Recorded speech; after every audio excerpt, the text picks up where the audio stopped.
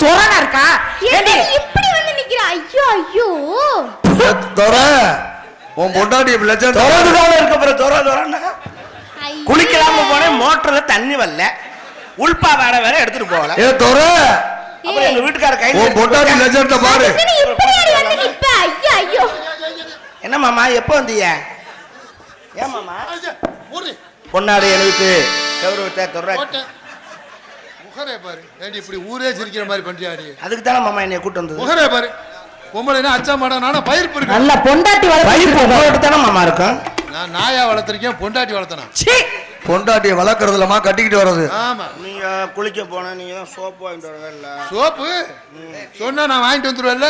நீங்க வாங்கிட்டு வரதுனாலதான் நான் இவ்வளவு நேரம் பார்த்துட்டு உள்பாவோட எடுத்துட்டு வரலையா, அப்புறம் உங்க கையில எடுத்துட்டு வந்துட்டு கட்டிட்டு குளிச்சுட்டு போலாம்னு வந்தேன். முகரே பாரு. ஏமாமா பொம்பளை இந்த ஐயோ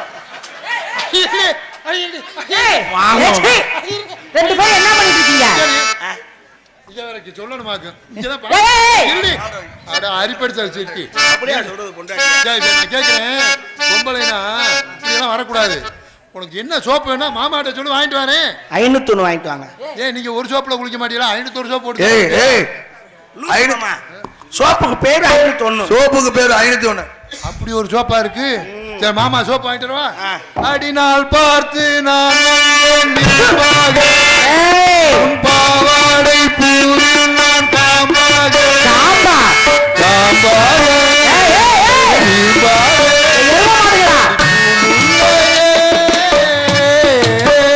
ரெண்டு செத்த பாம்பு பாரு.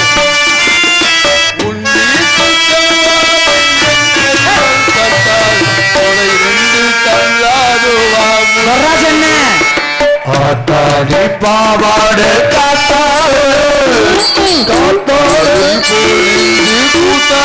ரெண்டு பேரும் பாரு.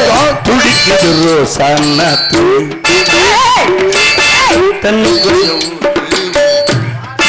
கரும்பு பிடிச்சதா?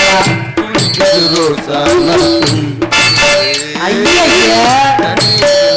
மேலைய தண்ணியை ஊத்தி கழுவுங்க முதல்ல.